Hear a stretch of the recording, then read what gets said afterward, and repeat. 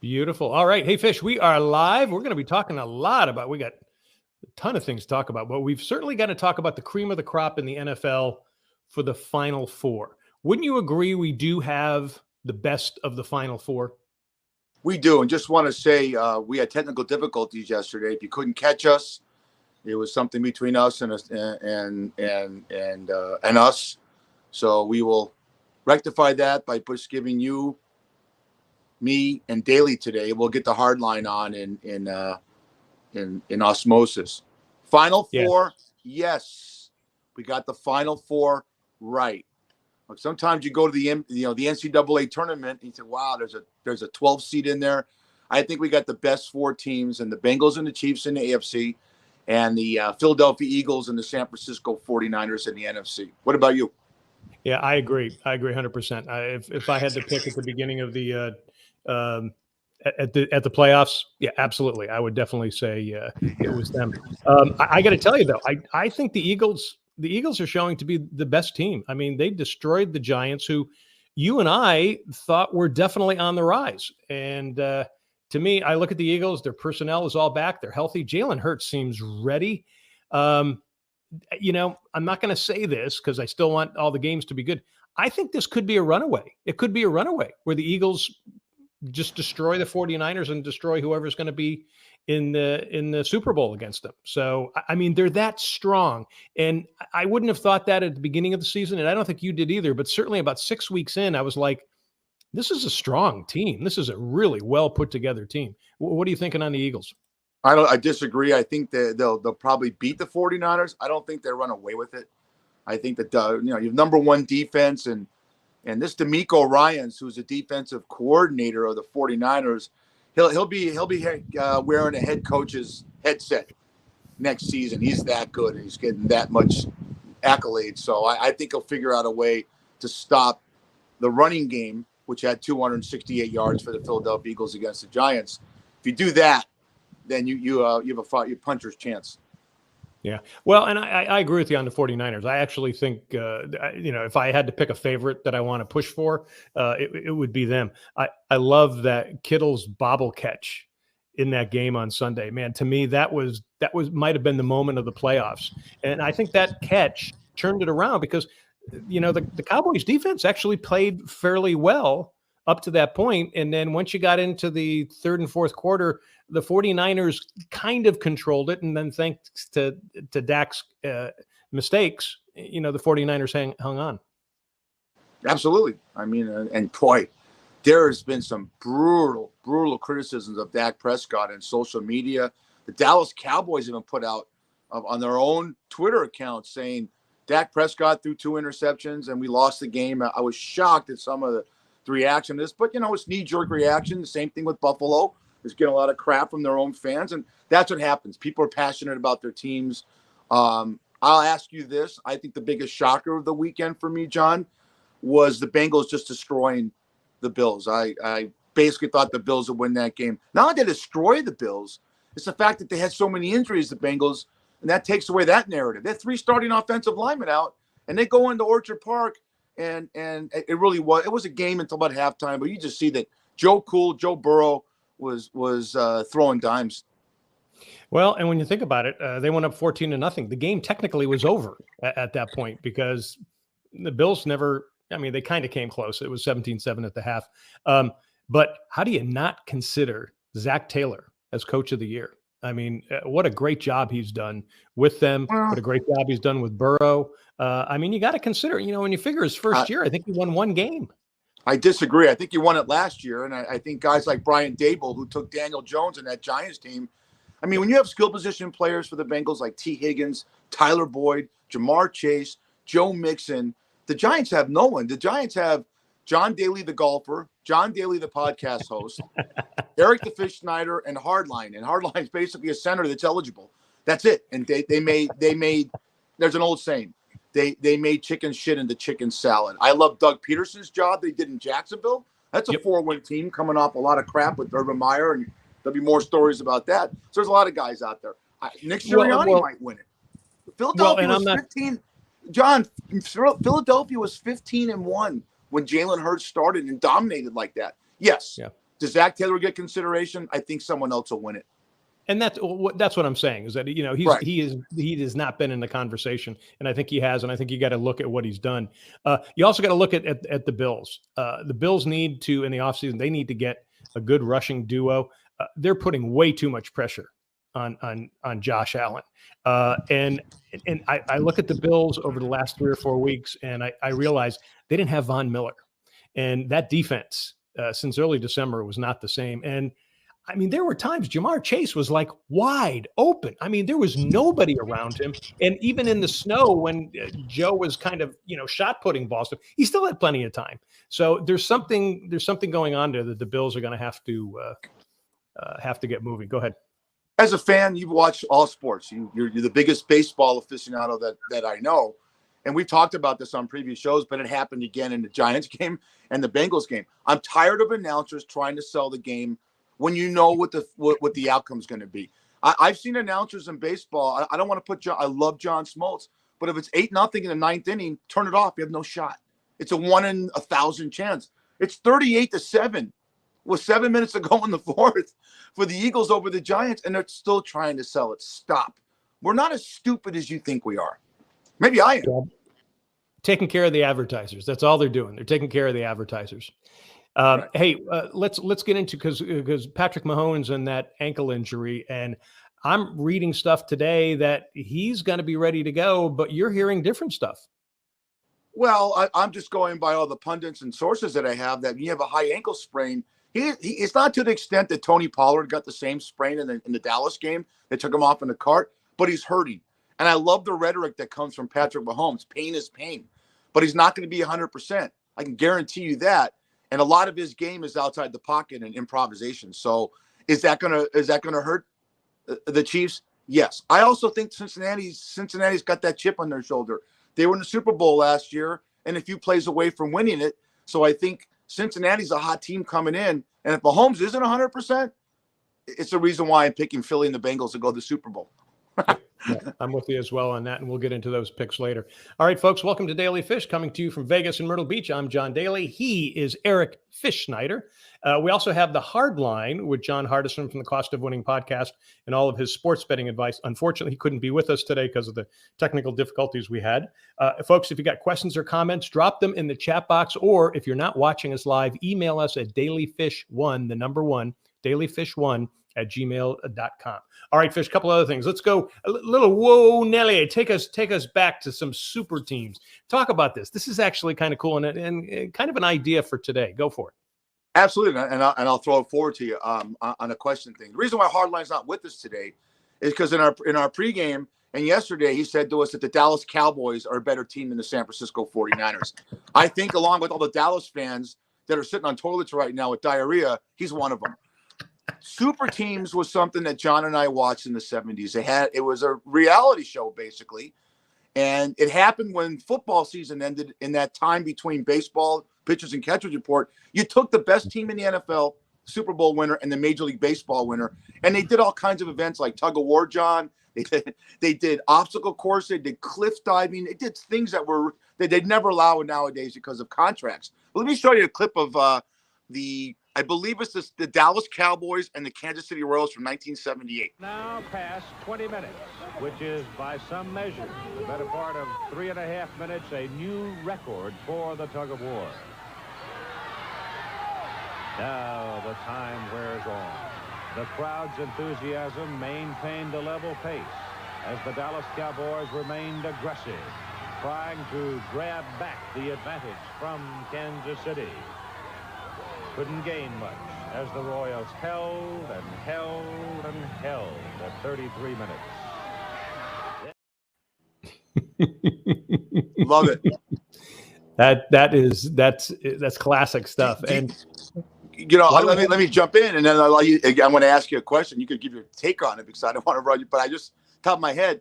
Keith Jackson did that. Whoa, Nelly is a reference to Keith Jackson, one of the greatest college football play-by-play announcers of all time, Hall of Famer. And Howard Cosell was on those contests with his, look at Randy White in the tug of war.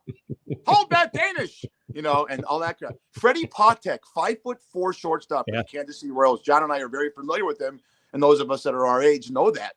He was great shortstop at the Kansas City Royals. He actually was the anchorman in that tug of war. And I go back and watch that on YouTube, one of our outlets. It's great. Wow. Yeah, hard to believe. So do you think they should bring that back rather than do the flag football? Absolutely. I'll segue into I'm pissed as hell they're trying to sell this Pro Bowl, which is the flag football, dunk tanks, who could throw the football 50 yards into a trash can. You can't sell that. You cannot sell that to me. You can't sell it to an audience that has a cerebrum, a cerebellum, and a medulla oblongata, brainstem. I want to ask you this, John. If you can go back and pick two teams in your archive of all the sports you watch that would participate in this nowadays, who would it be?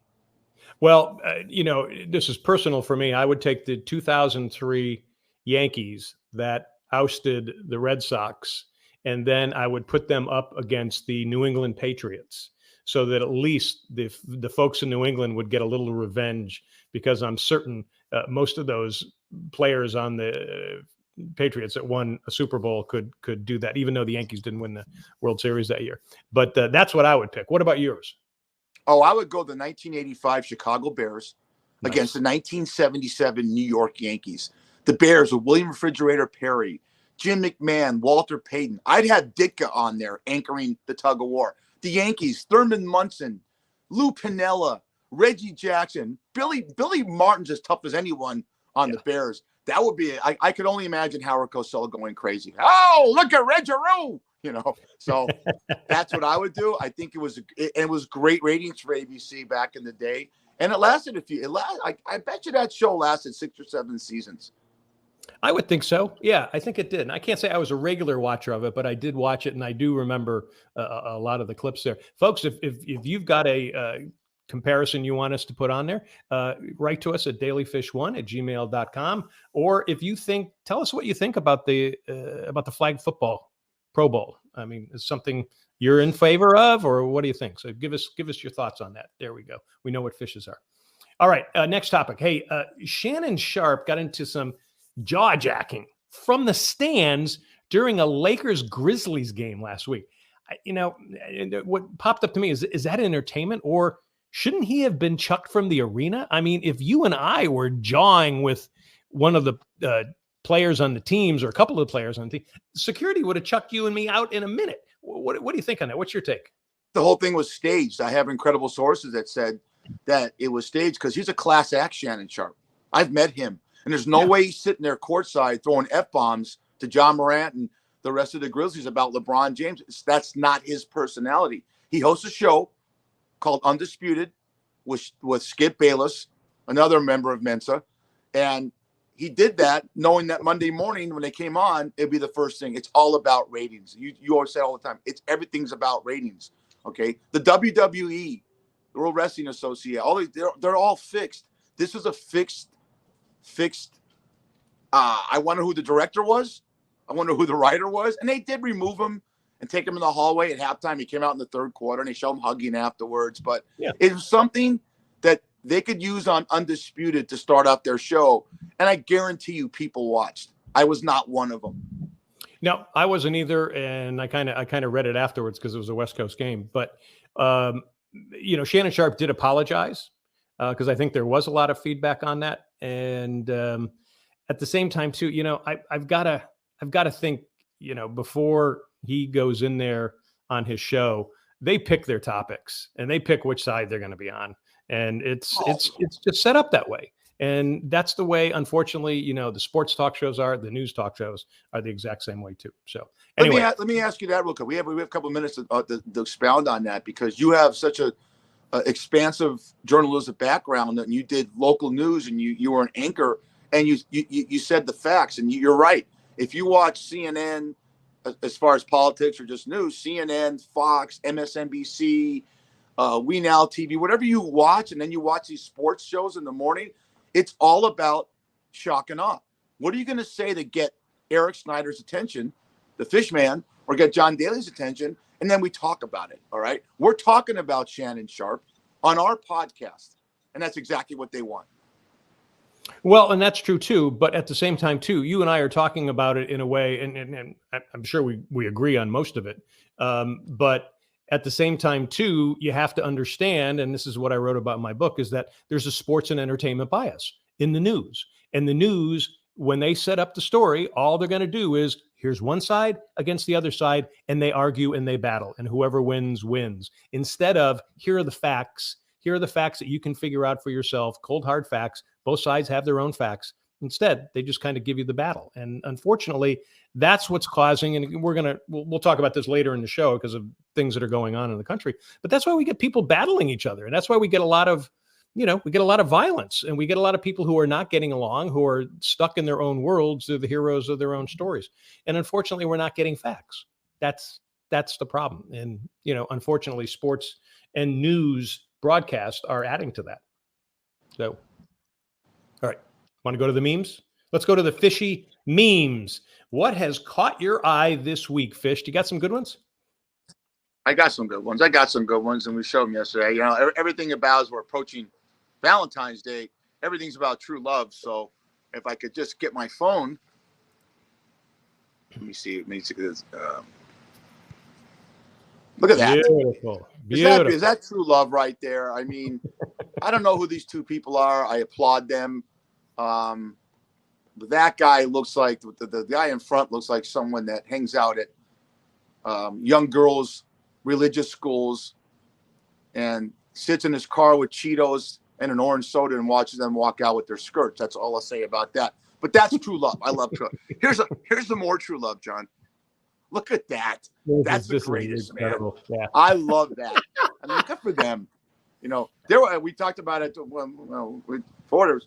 Who's Dudley Moore was a great actor. Was in the movie, famous movie Arthur. He was married to, I believe her name was Shannon Tweed. She's like 5'10", and she would pick him up to kiss him. I would love that, and that's, I wonder how. People, he was also with who was the other? No, I'm wrong. It wasn't Shannon Tweed. Damn it! No, it was Susan Anton. It was Susan Anton, and Susan Anton's like over 6 feet, and so she pick him up, and I just wonder how I wonder how the kinky positions happen with these people, because there's such a height disparity. But we have to ask Jack when we get him on the show. Okay. Well, Dudley Moore. Let me just hold before you go to the next one. Dudley Moore.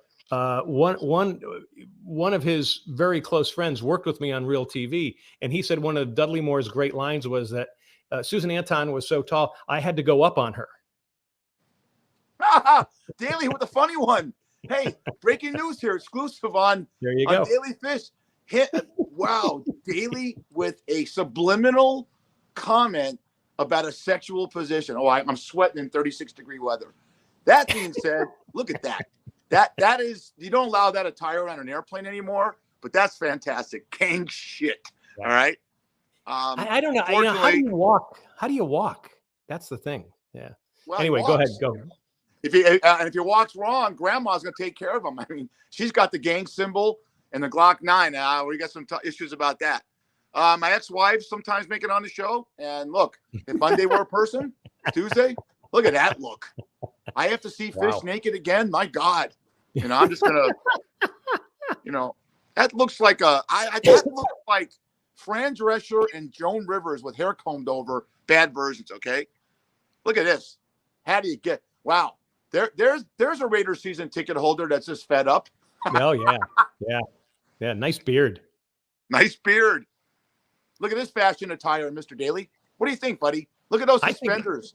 I want to know who makes those suspenders, because those things are holding up a lot, and the fact that they can actually hold them there. But it's and I guess at some point you and I are probably going to look like that. But I sincerely doubt it. All I know is that there's an old saying: if underwear could talk, that guy's underwear would be a preamble. And then we're going to end it with this. This is the guy that's running for president in 2024. His name is Chris Thong.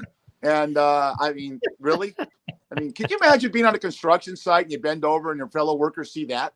How long until you get your paper saying, you know what, this you may not be right for this job? But we give everyone a fair shake here on Daily Fish. That's the memes. All right, folks, thanks for joining us here on Daily Fish. We talk sports, entertainment, and politics and everything in between, just like you do. We have no woke, no extreme, no social justice cops here. You have a problem with us? No, you're not going to have a problem with us. But if you do, send us comments and also questions to, again, dailyfish1@gmail.com. All right, now it is time for Schmuck, Swag, and Drinks. Fish, who's been schmucky this week? It's a video. I got me scroll down because it's this really happened. This is not staged like Shannon Sharp and John Morant. This is a couple that bought dog cages and wanted to try them out. Check this out.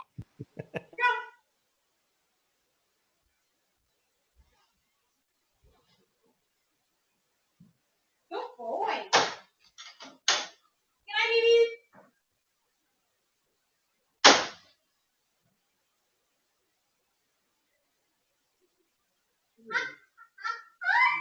I can get out. Jerry, wait.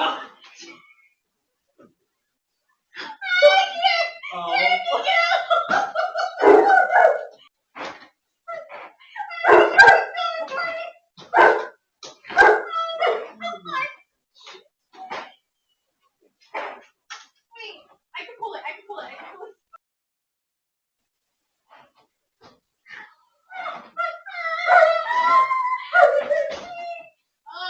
Oh my God. Recording right now. No, I'm not. Unbelievable. And the dog, you can hear the dogs barking, saying, "You guys are idiots." It's unbelievable. Stephanie, some Stephanie last name and her husband, but that was not staged. So I said, you know what? We got to show this on Daily Fish and show that sometimes. What if they got stuck in there and they had, can you imagine that? Can you imagine that story? They get stuck in there and no one finds them for 3 or 4 days and they die of starvation. I mean, it could have been a scary situation. Yeah, actually could have. All right, let's see who's got the swag. Who are we toasting this week? Who's got Steve swag? Kuhn. Steve Kuhn. John talks to me every once in a while on our phone. We talk about subjects, and he talked about pickleball, and I said it's blowing up out here in Las Vegas. That's Steve Kuhn. He's the founder of pickleball, and I looked it up, and it's the fastest growing sport, participatory sport in America. And LeBron James got involved, and he shows it on his outlets and the shop. And he's invested a lot of money into it. Got 4 billion hits, throughout the world when LeBron talked about it. Now the NBA's invested in this thing. I love it. I played pickleball. I think it's demographic friendly for everyone. What about down there in Myrtle Beach, John? Do you see courts going up? Oh my God, it's all over the place. In fact, in the community that we live, they've actually, one of the residents is the head of pickleball here. And I mean, it's just loaded. So they're taking over the tennis courts, and it's a lot easier, and it's also more social. So I haven't played it yet. I have a feeling I'm going to tear up a knee or an ankle or something like that, and I won't be able to play golf. But anyway, no, it's huge around here. It's absolutely taken off. I think you and Terry, on a serious note, you and Terry and some of your friends get in that court. It's short. It's a lot of fun, and it's couple oriented also, and you're going to work up a sweat. I'm worried about you because the makeup might smear, and then the hair might get messed up. So wear a baseball cap, and you saw I changed a tire right now. It's 36 degrees outside here. I said, my ears are freezing. So anything for show business, buddy. And pickleball is going to blow up. Okay. So is your makeup getting smudged with that hat on? No. But I am pissed. I know why. I'm an idiot. I don't know why I washed my hair and put gel in it, then put a cap on it. It makes no sense. All right. I'm a schmuck. We got our drink of the week. Let's see who we're gonna toast Steve Kuhn and LeBron with our drink of the week. And what are we sipping here, Fish? Usually this is a green apple martini, and this is a drink that we serve at Chuck's Tavern. You can have it any time of the year, but in summer times it's very refreshing. You do Crown Royal, do a couple of dashes. I would say maybe a splash and a half of green apple liqueur, and then fill up with cranberry juice. And like I said, it's served. I serve it both in a martini and a cocktail. You got the cocktail version. I got a cocktail. So there's Steve Kuhn, LeBron James, and pickleball. Oh, that's good. That's good. I wonder if you should have done a like a pickle juice martini. That would have been kind of cool. I'm Yeah. sure you got that up your sleeve somewhere. That's we can do that next time. All right. You know what pickle real quick. You know what pickle juice goes with? Now the big thing is shots of Jameson with the pickle juice back. You do a shot of Jameson and people drink pickle juice. So we have pickle juice on stock at Chuck's Tavern. It's a huge shot right now. So it's funny you bring that up. Maybe we'll do that next week. Yeah, we should. One of the things that I tried this week was we have asparagus spears that are pickled, and I used that in a gin martini. Oh my God, man, it was incredible. It was really good. You know, the first time I had asparagus, you know how it makes your pee smell? Oh yeah. Yeah. I want my mom to rush me to urgent care. All right. Hey, the Daily Fish Drink of the Week is sponsored by Shucks Tavern in Vegas. Great seafood and drinks in 2 locations. Head to Shucks Tavern on North Durango on the northwest side of town. Guess what?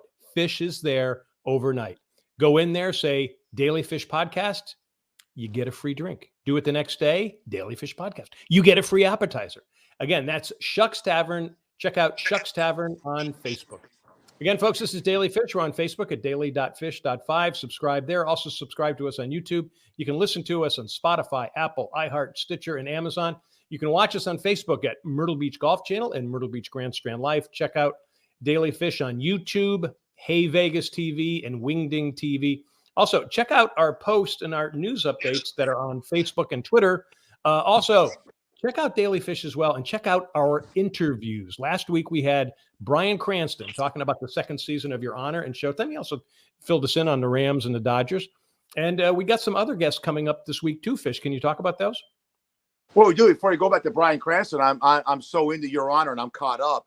And I said when we introduced him, if you look at the poster for the show, I thought he looked like Harrison Ford from The Fugitive. But he looks, in this season, he looks like Tom Hanks when he was on his 5th year on that island. I mean, except he's in clothes. The acting in that show, and I'm 2 episodes in. You don't have to watch the first season. I want you to. The acting is so brilliant between him and Michael. Look, we're not getting paid at all. We're not getting paid to promote Your Honor, but you have to watch it because it's that compelling. And this week, if we're segue into that, if we're lucky, I know on Saturday, we have Jason Bennett, who's the #1 Philadelphia Eagles fan, and he's going to talk smack about the Cowboys and talk smack about Philly and its toothless women and its fans and the jail that's in their stadium and why you don't want to go to Philly if you're the opposite team. Friday, we're hoping to get Todd Edwards on. Todd Edwards is a law enforcement lifer who got out of it, and now he's doing construction, and he's a great man. I've talked to him many times, got great stories, and he's lived the entire gamut of what goes out on the street. So expect a couple of interview shows from Daily Fish on Friday and Saturday. That's right. And if for some reason you don't catch it live, it'll be there. So go check it out. And again, it's Daily Fish. All right, so let's get some of the Daily Fish bets from the hard line. Again, John Hardison, he's not with us here, but he is on the podcast called The Cost of Winning, focusing on fantasy sports and sports betting. He's on Spotify, Google, and Apple Podcast. And we're going to look at the 4 teams. We've actually got Hardline's bets. What's interesting, Fish, is that the weather's going to be decent for both the games on Sunday. It's not. No. It's 9 degrees with a chance of snow in Kansas City for that game. Are you Philly, serious? you're right. Yeah, that's what my thing. Yeah, well, I'm on top of it. I like looking at. It's amazing that when you go on all the NFL sites, every weather girl is gorgeous. There's no. I would love to see one time Rosie O'Donnell step up there and then belch and go. The weather in Philly is like it always is, dreary and no sun. No, I think the weather is going to be lousy in Kansas City. Who cares? Wow. Who cares? You see the Bengals played in Tuck Rule game number 2. It was snowing that entire game. Did you see when they showed DeMar Hamlin, God bless him, in the booth, John, doing this? You couldn't see the guy basically. The snow was coming down so hard. Yeah. And it was amazing. In fact, the Kansas City actually, and they're used to snow, but the Buffalo Bills are really used to snow, and they really didn't do it. All right, let's talk about the Chiefs are 1-point favorites at home against the Bengals. And the hard line seems to be saying he's going to go money line with the Bengals. You agree with that? Yes, I do. They're a hot I do. team. They've won. Look, both these teams are coming off long winning streaks. I believe it's 8 for each of them. I'm probably wrong on that. You can fact check me, but just the body of work, and we talked about it. What concerns me is Mahomes' knee or ankle, but the Bengals are hitting on all cylinders, checking all boxes. And if you dominate the Bills in Buffalo with 3 offensive linemen out, why can't you do the same in Kansas City? Yeah. No, I agree. All right, moving to the other game. The Eagles are 2.5-point favorites at home against the 49ers. Hardline, he likes the Eagles. He's even though he likes the 49ers, but he's gonna take the Eagles and the money line. It's minus 144. What do you think? You agree with him on that? I do. I like I said earlier in the show, I like the Eagles and the Bengals to make the Super Bowl. But I wouldn't be shocked if whoever wins, whoever wins these games, no one's shocked. It's not a real underdog. San Francisco is such a wonderful story with Brock Purdy. So the nation seems to root for underdogs. But I think that train stops in the city of brotherly love. I love everything about Jalen Hurts and his disposition, his demeanor, and that team is stacked. They're loaded. They got probably their backup defensive lineman can start on most NFL teams for the Eagles. Yeah, when they're healthy and they're ready, and again, they had those 2 or 3 weeks in December where you could just tell they were not healthy and they needed to rest. And my gosh, they came back huge. Go for it. John, over under 50. How many people go to jail at the game in Philadelphia? Over under 50 people. They have a jail in that stadium, from what I understand, and that it's going to be raucous. You don't want that's a one stadium you don't want to go to and represent the other colors. They really take it very, very personal in Philadelphia. So I guess my question is, I'm trying to figure out now the Giants fans, there were a lot of Giants fans there last week. Do the 49ers fans travel fairly well? Oh, hell yes. They do. I mean, well, they came to Vegas when they played the Raiders, 5 weeks ago. It was predominantly 49ers, but yes, they travel. And I believe they're going to try and get in, but it could be a problem. I mean, and look, there's some stadiums that quit alcohol sales at halftime. Yeah. I don't know if they're one of them, but I would imagine it might be smart to start doing that because these people tailgate for 3 days. They'll quit their jobs hey Joey, you want to go on to the link? Nah, I got this gig. I got to put some PVC pipe in this guy's house. Fuck that. Let's go party. You got it. So that's Philly. I make fun of Philadelphia, but if you think about the blue collar part of America, the Liberty Bell where we started, Rocky, everything about this matchup. San Francisco's sweet and has the Golden Gate Bridge and their Merlots and their Pinot Noirs and their nice ballets. And Philadelphia is, well, I'll share what Philadelphia is, John. This is Philadelphia. Okay. Let me just go with me on this. This is Philadelphia as far as that's the beauty queen of Philadelphia right there. Okay.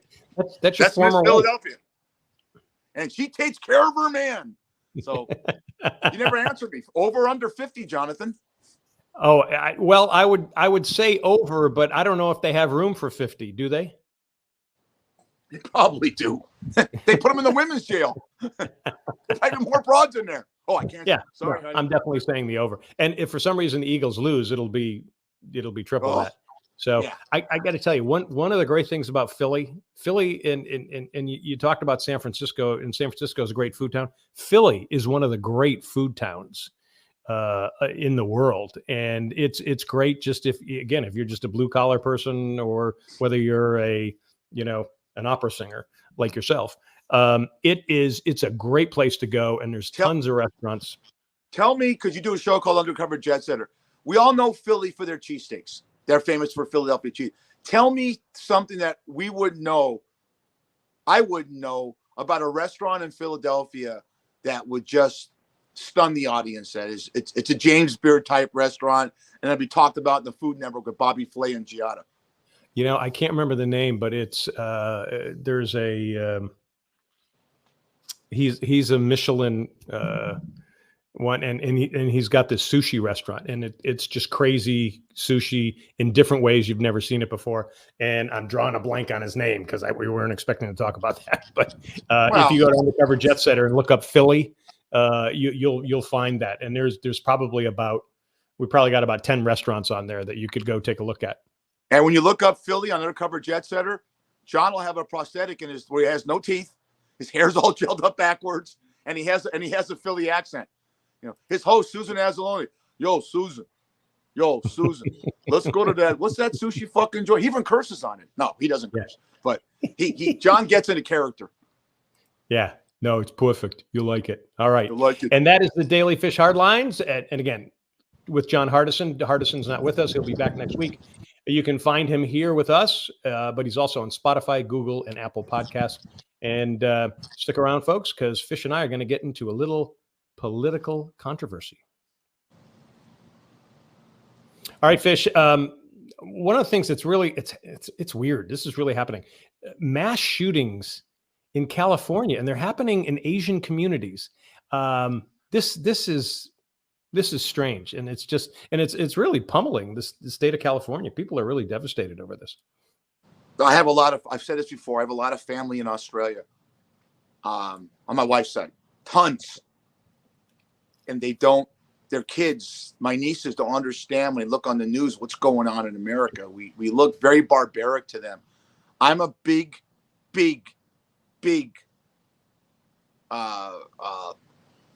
Second Amendment guy. I believe that you should own a gun. But the way our response to these whole things, when this happens, is background checks, better background checks. You can't stop mental illness. And the bottom line is, and we'll have Todd Edwards on to talk about this, you can't give the public AK-47s, Uzis, bump stocks, 100-round clips. As humans, we are not capable of covering up our anger. And we're seeing mass shootings all the time, and we do nothing about it. And it makes us look like a third world nation. Do you agree, John? No, absolutely. And, just in this year alone, I mean, we haven't gotten out of January, 1,200 people have been killed in mass shootings in the United States. And again, when we found out it was an Asian community, we thought it was anti-Asian crime. It was actually the perpetrators were Asian. They were also Asian. They were just angry at their community or what it is. It doesn't matter who the perpetrator was. It's the fact that there's so much out there. I have Metro guys that come into Shucks Tavern and they'll say to me, Fish, I won't mention names. They said, we just pulled 3 15-year-olds over, 15, right, and driving. Remember, 15-year-olds, and they had Uzis on them. Okay. There is no background check on a 15-year-old, and Uzis are illegal. The black market gun supply in the United States is monumental. Okay. And I don't know the solution to this whole thing, because you have a right to bear arms. You have a right to have a Glock. You have a right to have a Lee Enfield 30-06 shotgun if you want. But these weapons, assault weapons, I think Samuel L. Jackson, the actor, said the reason why they call it assault weapon because you assault people. And look, 99% of all gun owners are responsible, but we live in fear of the 1% that are not. Yeah, no. And the main cause is easy accessibility to deadly weapons, and nobody's going to do anything about it. That's the problem. All right, let's talk about the next one. And you kind of touched on this too with the Philadelphia Eagles having all those people at the parties before the games. Where are all the plumbers, mechanics, and electricians? I don't know about you, Fish, but our hot water heater went out at the house here. It took us 5 days. We were 5 days without hot water. And it's the same problem, I think, throughout the country. What do you think? I think you have a mass shortage of people that want to do labor. And I have a plumber that comes into Shucks Tavern. He says, Fish, I can't get anyone to help me. And the guy pays $35 an hour. All right. If you go through the electrical apprenticeship, you start off at $35, $40 an hour. But we can't have mechanics. I took my car in for my alternator 5 years ago. It was a day job. Now it's a week. People don't want to work. I don't know if that's COVID and getting bumped up. I doubt it. I think the younger people would rather sit. I think it's a laziness. I don't know what it is, but it's a trend that's very disturbing because you need electricians, you need plumbers, you need metro officers, you need firemen, and you need mechanics. And how do you fix this, John? Yeah. Well, and again, if you look at Gen Z, those are the kids, people that are born between 1997 and 2012, and they don't seem to want to be doing those jobs. And in defense of them, those jobs are hard jobs. I mean, it's physical work. Oh, so okay. Okay. And so let me go back because my dad, and I know your dad, was in either Korea or World War II. And what was fascinating for me growing up was that we had electricians, we had, because these guys were trained during the war, and they actually, after the war, continued doing stuff like that. So a lot of them were handymen. A lot of them had their own businesses. I had my uncle Dan had his own oil burner company, and he did very, very well. My generation, our generation, I wasn't going to do that. Why? Because I got to go to college. I got to be a writer. I got to be a TV host. I got to be a newspaper reporter because I didn't have to do that. And I wasn't, trained in it. I don't think the kids today are trained in it. And you're beginning to see a lot of the kids that are, with all these tech companies are laying off a ton of people, and especially the young ones, and they don't know what to do. So I think it's something that we've got to get them out there. But at the same time, too, I'm hearing reports that I think things are changing where a lot of people are beginning to go to it. The community colleges are really offering a lot of programs. So you don't have to spend a lot of money to get the training of it. And at some point, you're going to need some sort of job. So hopefully it's going to happen. But, I think things are beginning to change. I don't see it. I'm a grunt. I'm in the work, on that. And I hear all the complaints from people's in those. I can't get people out. We can't hire anybody, and they're putting ads and they're doing everything, and they're on social media, on Facebook pages saying, I need people. I'll train you. I'll put you through your 6 months apprenticeship for electrical, to get your apprenticeship, and they're not getting any takers. I think what killed everyone. You remember TikTok during COVID? There was one guy that went on a skateboard drinking cranberry juice and singing Stevie Nicks songs. Made $1 million doing that. So every kid thinks, I'll do that. Good point. I'll start a .com or something like that. But you know what? It doesn't work that way. All right. And I'm not a Debbie Downer like you are, but it's concerning because you know what it's going to do when you have to wait 5 days to get your water heater fixed, and you got to wait an extra week or two. I can't get into physical. I'm a bad back, big deal, right? I work on it. Back 5 years ago, if I made an appointment for physical therapy, I'm in there that day. Now it's a 2 to 3 week wait because they don't have the labor force, and it's, look at the pilots. Did you tell me on one of the previous shows that a lot of delays, John, are because they don't have pilots that are ready to go, and they're not. No one wants these jobs. No one wants the flight attendants jobs. It's just what has happened to our country as far as a viable workforce. Very concerning. Let me give you two other factors that are involved. One is, especially during COVID, a lot of people retired. A lot of people just cashed in and retired, and a lot of baby boomers were well off, who can do it. They got Social Security, they got Medicare, they've got a good pension, so they can do that. So a lot of people retired. We haven't filled the void yet of those people retiring. The other problem is immigration. We don't have a proper immigration policy here. And again, I hear all the Republicans complaining that, there are people coming in that just swarms and we got to take care of them and all this and all that. Yes, that's true. But at the same time, too, on the other side, they're not creating it so that we can bring in skilled workers or workers who are going to work. Canada does a great job. They don't allow anybody just to swarm in. You got to have a skill, you got to have a reason to be there, and you either got to have family there. So that's the difference too. And part of the problem is it's the idiots that are in Congress. I hope we don't get shut down because I called them all idiots, but they're not working together. And there are solutions, especially to these problems, and they're not doing it. First of all, Canada has 25 million people. We have 335 million people. Right. And no one wants to go to Canada unless you want to, because it's frozen half of the year. You come here because you got so many different states to go to, and you have so many different demographics. I get your point. Their theory and their actions are right, but it's hard to compare who wants to come to this country and who wants to go to Canada. So I don't know. But and John, you could use the word idiot. Okay, good. You know, John, if I showed you a peach right now, would you know What that's would an that anus? Is it an anus or a butt? Move on. Yeah. All right. Hey, Fish, you raised this question. I want you to hit this. Why are we so stupid about history? Give me your take. Elie Wiesel or Simon Wiesenthal said, those who forget the past are condemned to repeat it. So I went and looked at some history books from different countries. In a French history book in high school, for the high school students, there's no recount of the Allies landing at Normandy.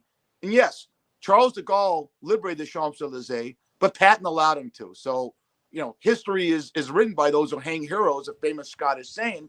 In our textbooks, nothing about Vietnam, the first war we basically lost.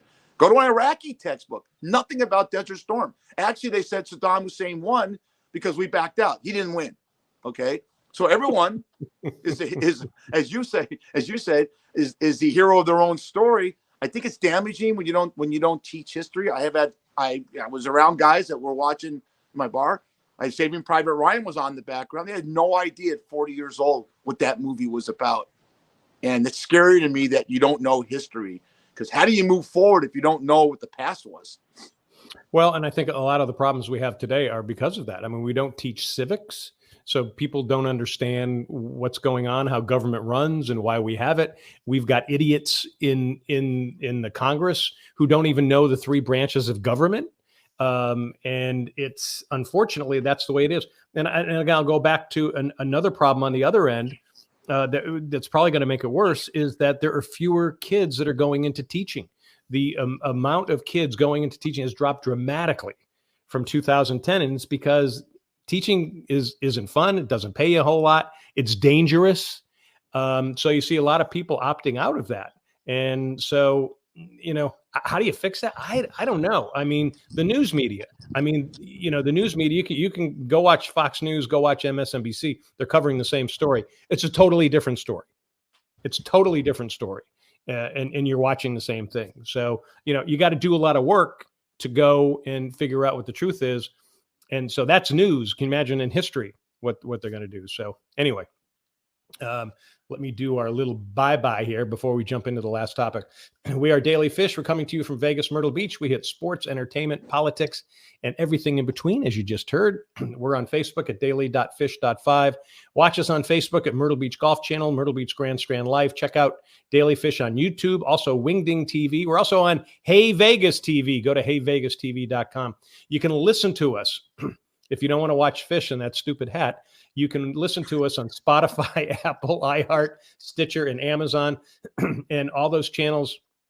You can hear our interview chats, especially guests. We got some guests coming up. We just had Brian Cranston. You can go listen to that. If you want to write to us at dailyfish1@gmail.com. Actually, I think it's a cute hat, Fish. So I don't do that. So, hey, before we close out, favorite presidents. You know, we kind of hadn't talked about that. You got a favorite president? I got two. I know one. You and I had the same one, but I love Teddy Roosevelt. I love lines that the famous quotes from presidents. And Roosevelt had one that was, "I'm a politician. If I'm not kissing your baby, I'm stealing their lollipop." You'll go into more of the things in a second what Roosevelt did. My favorite president by far is President Kennedy, John F. Kennedy. The greatest quote was, "Ask not what your country could do for you, ask what you could do for your country." And we need that now more than ever. But I love the way this man led his life. His dad, Joe, was a known racist, was pissed off that he was friends with Sammy Davis Jr. in the Rat Pack, and that's been well documented. Joe Kennedy was his dad. His brother Bobby went up against the mob and Sam Giancana, and a lot of people think they were assassinated because of that. We'll never know. But the parties that Kennedy used to have, first of all, he got things done. But if the walls could talk. Uh-oh. Fish kind of went out. He must have hit the wrong button at the wrong time. He's back. No. I get a phone call on my phone. If the walls could talk in the Lincoln bedroom, my God, the stories about Kennedy, Marilyn Monroe, Barbara Davis, all the women that he had there, and that's not a great look for Jackie. But I will tell you this: The man had much charisma and balls, military hero, and whether you're and he had a lot of Republicans that liked him, you know, for being. He was probably he was, and he just there's a way he had the swag going about him. And again, I'll ask you this, John. I was thinking about this. If you had to name any presidents that got laid more than John F. Kennedy in the White House, I could name one that I know of, President Clinton. We all know, you know, with Monica Lewinsky. That's right. Nate, I have a couple. Nate, before you go to yours, we have a few minutes here. Can you think of any presidents that frolicked in the White House like the two I just mentioned? I'm trying to go back in history. Maybe Thomas Jefferson. Oh, that was one I had of. You know, Andrew Jackson, because he had supposedly 200 kids. All right. What about? I heard Lyndon B. Johnson was a real philanderer. So yeah. Actually, he did. I heard he used to take dumps in the White House with the doors open. You know, I mean, weird shit about presidents. He would do interviews with the reporters while he was sitting on the can. Love it. All right. So let's get off that. John F. Kennedy's my guy. What about you? Go. Okay, so I picked Teddy Roosevelt as well, and if you get a chance on the History Channel, they have a docudrama 4-part series on the life of Teddy Roosevelt, and it's fascinating. It goes all the way from when he was with the Rough Riders, when he was the mayor of New York and the governor of New York, and how he became president totally by accident. It was because McKinley was assassinated, and he happened to be vice president, and people in New York wanted to get him out of New York. So they asked McKinley, can you put him on the ticket just so we get him out of there so he doesn't do anything? McKinley gets assassinated, and TR becomes president, and he turns around really what was the whole monopolistic stuff that was going on in the end of the 19th century, turned it into what is the capitalism that we had for the 20th century that really led to the growth of the economy. So he was a big part of it. I liked Obama. I thought Obama, even though there was a number of things that Obama did, I didn't like. But the JFK thing, I would agree with you. And of course, being Irish Catholic, you have to follow him. But you mentioned his ask not what your country can do, ask what you can do for your country. He spun that from the 1950s and changed it. And if you think of he ushered in the 1960s where, you had things like, UNICEF, and you had, Peace Corps and stuff like that. So people, especially young kids, started really volunteering to try to help the country, and you started seeing that happening. So he did have a big influence on there. There's a interesting, it's a documentary on Netflix about Marilyn Monroe, and I don't know, it's gotten slammed a little bit, but it seemed to say that it wasn't just Teddy. It wasn't Teddy at all. It was JFK. It was RFK that Marilyn had more of a relationship with that people didn't know about. Oh, they had parties left and right in that house, and it's not it's not a good look for Jackie Onassis, who great woman, great first lady, but I'll tell you two presidents that never got laid in the White House had extracurricular activities. I can guarantee you, Jimmy Carter and Harry Truman never. They just don't look like the type of guys, but you never know. One thing about Kennedy too, and I was 3 years old at the time. You were maybe 8 and remember it. Yep. But I do know this, and I've watched a million documentaries on a serious note, that we were a pubic hair away from going to nuclear war during the Cuban Missile Crisis. I don't think people realize, John, you could enlighten our audience. You know more about it if you followed it. That I think we were that very close to I know Fidel Castro told Nikita Khrushchev, who was the president of Russia, hit Miami with the nuclear bomb. And thank God Khrushchev had enough to say, if we hit Miami, there's no more Cuba. And it was, if you watch some of the documentaries, what went on in the White House, the JFK movie with Kevin Costner, how accurate was that? Because it was, wow, was that a stressful watch, John? Based on a lot of the history books that I've read, it was right on there. And it was, there were scary moments. And again, I had to be, you're right. I was 8 when he was assassinated. So I had to be 6. And to be honest with you, and again, I had a dad who was in World War II. those were tense times. I mean, we really Huge. thought there was going to be, and in fact, they used to, when you were in school, you had to do the duck under the desk type things. Sure. And it's like, when you laugh at it now, it's like, would that have really helped if they dropped a nuclear bomb? But there was something about Khrushchev that the fact that the two of them could talk and they actually reached out to each other, but there were some really tense moments.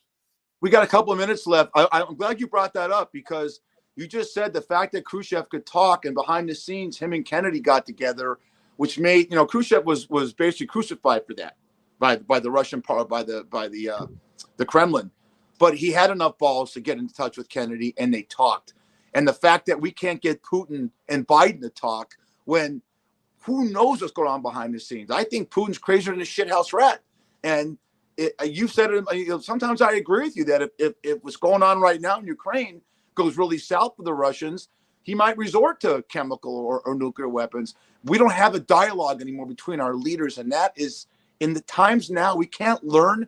Those who forget the past are condemned to repeat it. We can't learn from the past that maybe something like this could happen again. It's scary. It is. So some of the history books had talked about that. You're right. Khrushchev kind of took it on the chin from the Kremlin. But Kennedy did give up a lot, but it didn't come out. And Kennedy said, I'm going to give you this. And I think it was removal of some troops in Eastern Europe or something like that. And I can't remember exactly what it was. I think it was a removal of some. I remember what it was. It was a base in Turkey, and he gave Russians basic control of that base in Turkey. And then they turned around. Who was the guy that took off his shoe and said, no, who was the guy? Was it Adlai Stevenson said, we'll stay here till hell freezes over? When they were negotiating, was it, if you, Adlai Stevenson was he was in the White House. He was in the cabinet. It was a guy, you got to watch it. It was a critical time in American history because, and you could see why so many Cubans in Miami can't stand Fidel. He really wanted, he wanted every single historical documentary I've seen about that crisis. Fidel Castro wanted the Russians to send a nuke into Miami. And that's how ridiculously stupid he was. And thank God, cooler heads prevailed, because, well, if a warhead goes, what was it,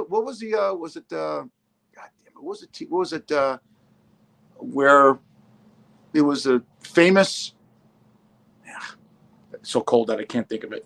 So with Lee J. Cobb, where we send. Yep, he got another phone call, or maybe he's going out to look and doing a search on. We send a missile into Moscow accidentally, and it ends up that we allow one to go into New York, and it's inside of the war rooms. What was it? I can't remember the name of the movie, but I remember it. Yeah, it was good. It was good. Someone chime in. So. Yeah, everybody's talking when they hear you and me talking. So in comparing it to Putin and what's going on, Tom Friedman wrote a great book, and he wrote a lot of good books. And I'm trying to remember what one of them was, but I remember when I was in Russia, I actually quoted it, was, the fact that the Russians and the Americans on different sides, they at least knew that nuclear weapons were going to end everything. And the problem, I think, with Putin is I don't think Putin cares if he ends everything. That's, to me, what's really, really scary. And the fact that, if you think through the Cold War from, 1946, 1945, when, everybody had nuclear weapons and nothing happened. And now it's coming back with the threat of it. That's what's scary. So, and there's now that all you young people watching this, John, is at the end of the world because of Putin. Please watch this last Super Bowl coming up in a couple of weeks, because it could be the end. It could be the end of all. All right, buddy. Get us out of here. All right, pal. Again, we're Daily Fish, folks. We'll be back next week. We appreciate it. Thank you so much. Got any questions? dailyfish1@gmail.com. All right, brother. Love you. Love you. Bundle up.